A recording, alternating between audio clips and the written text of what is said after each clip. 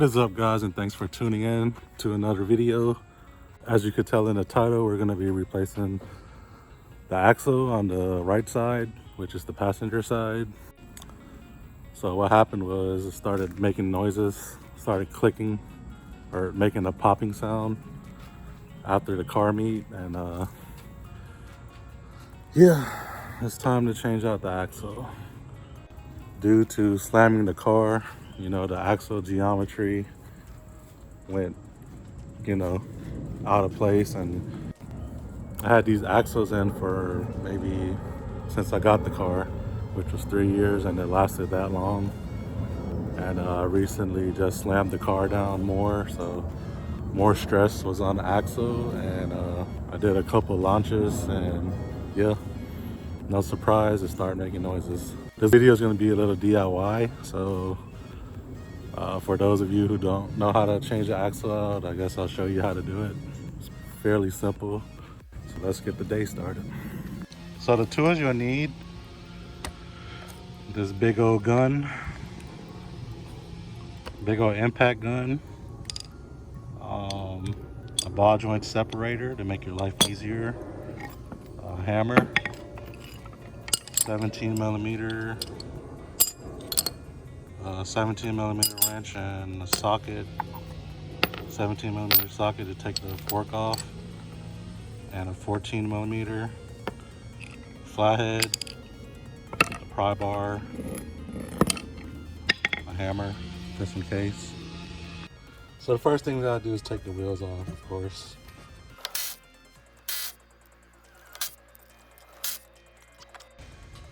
Now you have access to the axle. And then we're just gonna get a 32 millimeter socket to undo this. There's different ways to do the axle. Say for instance, if you do not have impact gun or access to an air compressor, you gotta do it by, using hand tools.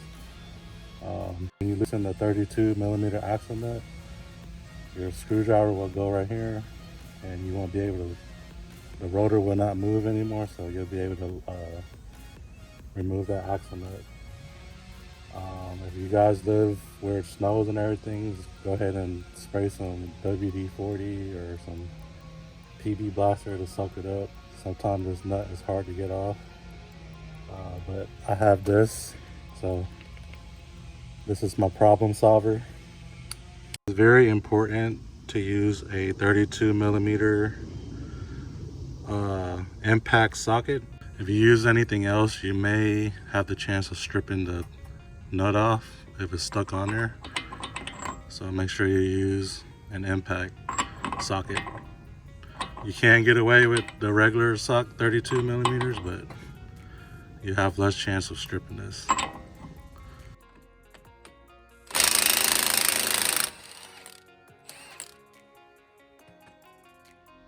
Voila. For the next step, we're going to do is remove the lower control arm bolt from the forks. So it's two 17 millimeters on both sides, which is a nut and a bolt.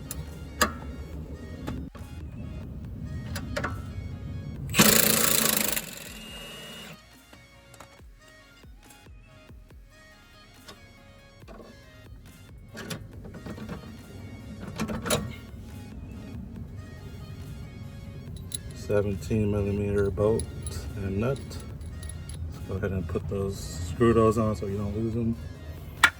Remove this 14 millimeter bolt off the fork.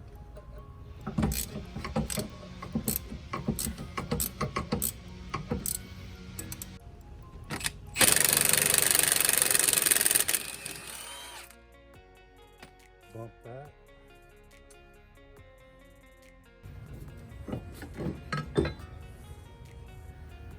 All right, next step, after you got the fork off, you have access to your axle. Now you can either go from the top ball joint or the lower ball joint right here, which I'm gonna go ahead and, it's easier to do the lower ball joint for me. Well, actually the upper one's easier, but I'm gonna just go ahead and do the lower ball joint. That way you can lift this, that way you can lift the hub off, and you'll have enough room to pull the axle out, the hub. All right, get your ball joint separator.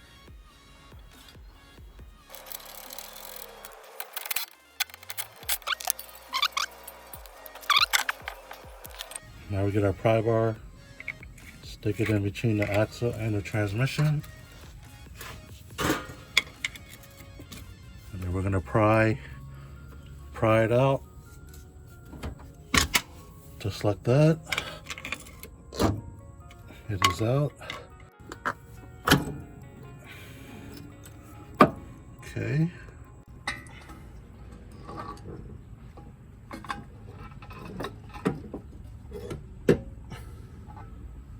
And there's your axle.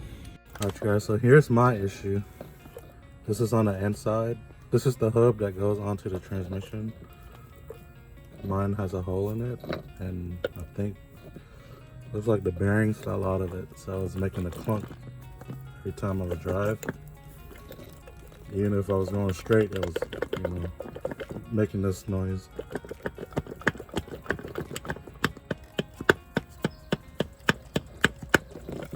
So, yep, I got a replacement axle, and let's go put that on. I'm pretty sure there's axle grease slung around on your car as well, so I'm gonna clean all that crap up with some brake cleaner and a rag.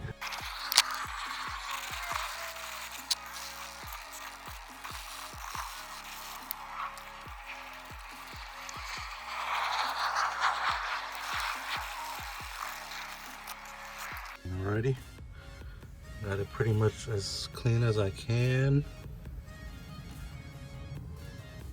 Just want to get all that axle grease off.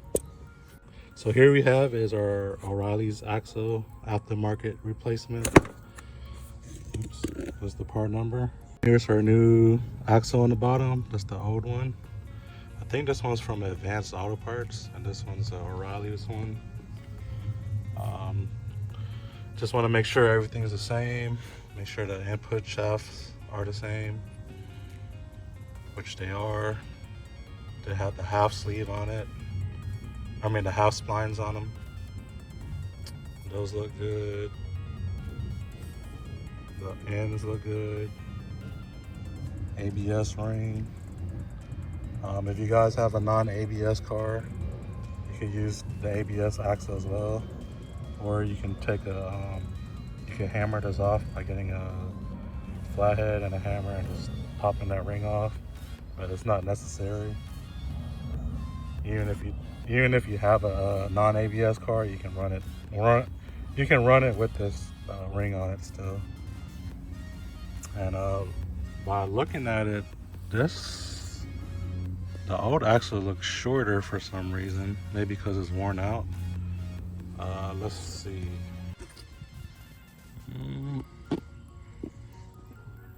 No, they're the same. Just an FYI,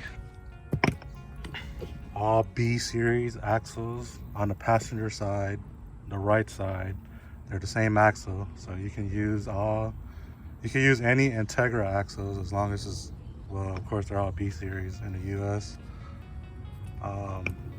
The only Integra axle you cannot use is the Type R axle, because it has a 36 millimeter on the outer hub.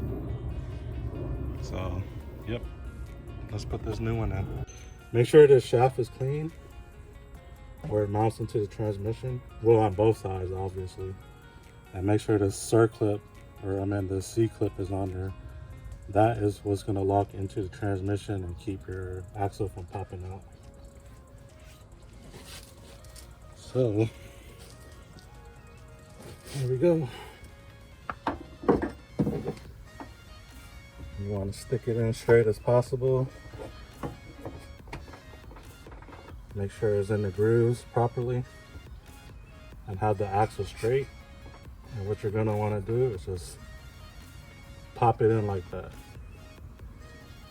So what I normally do, I just pop it in like that.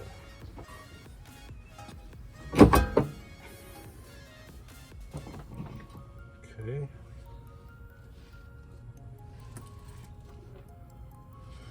Get your new nut. Just keep it in like that.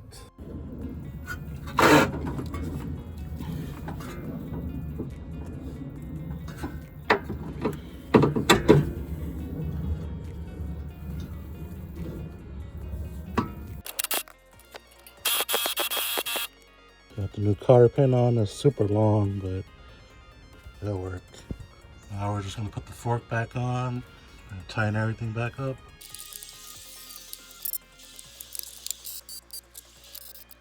You're gonna want to put an indentation on this nut to go in that groove so it doesn't back out. So you're gonna want to get a chisel or flathead or something and just stake it in there.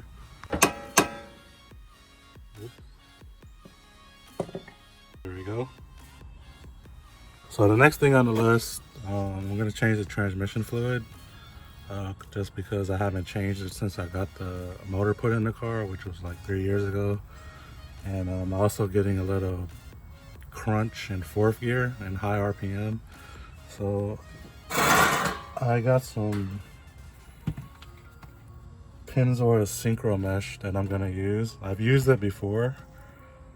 So I just gotta run to the store and get a third bottle. I believe the fill on the transmission is 2.5 quarts, so I gotta go get one more quart. But it's Penzoil Syncromesh for GMs. Read about it. The drain bolt on the transmission is right here. Just get a hammer to break it. Okay.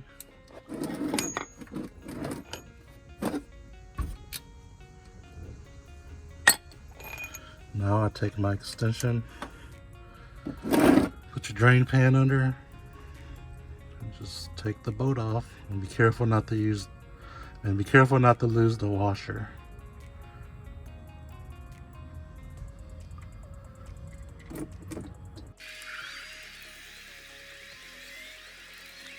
It's been about 5 to 10 minutes. I let it all drain out.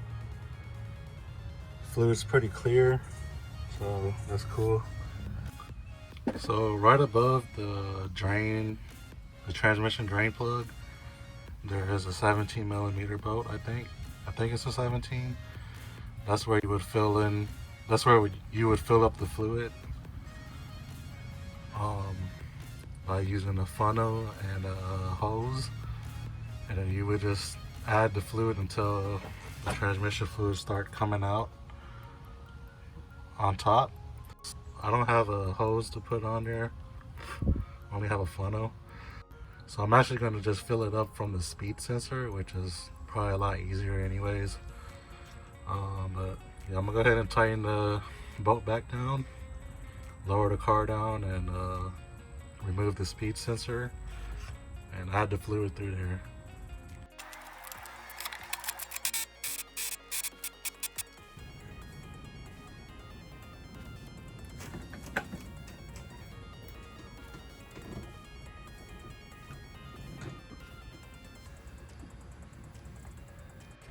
All right, go ahead and remove my intake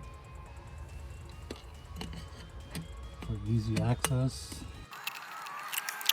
All right, now you have access to the speed sensor. Go ahead and pull the speed sensor cable off.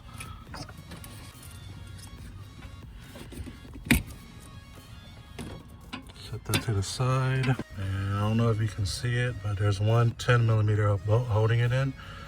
Once you get that 10 millimeter nut off, once you get that 10 millimeter bolt off, you just pull the speed sensor straight up. And you see those lines right there that's connected to it? Normally that goes to your, I think that goes to your rack and pinion, but I have mine looped because I don't have power steering. So for mine, I just pull mine off straight up. And if it's yours, you could just pull yours to the side.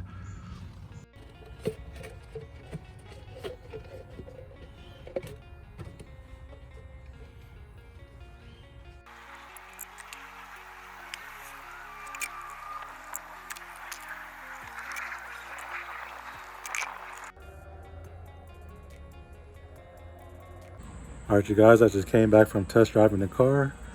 No more vibration issues for now. No more clicking and clunking sounds coming from that side. The Penzoil Syncromesh, man, that thing works wonders. All the gears feel very, very smooth now. And no more crunch in the fourth gear. And yeah, I hope this video was helpful for you guys. And leave a comment down below. Let me know if you guys want to see like a full DIY video like what I just did. Or do you just want me to show you what I'm doing for today? We'll see you guys on the next video. Not sure what's going to be next. Go ahead and hit that like button and go ahead and subscribe if you're new to the channel. And I'll see you guys on the next one. Peace.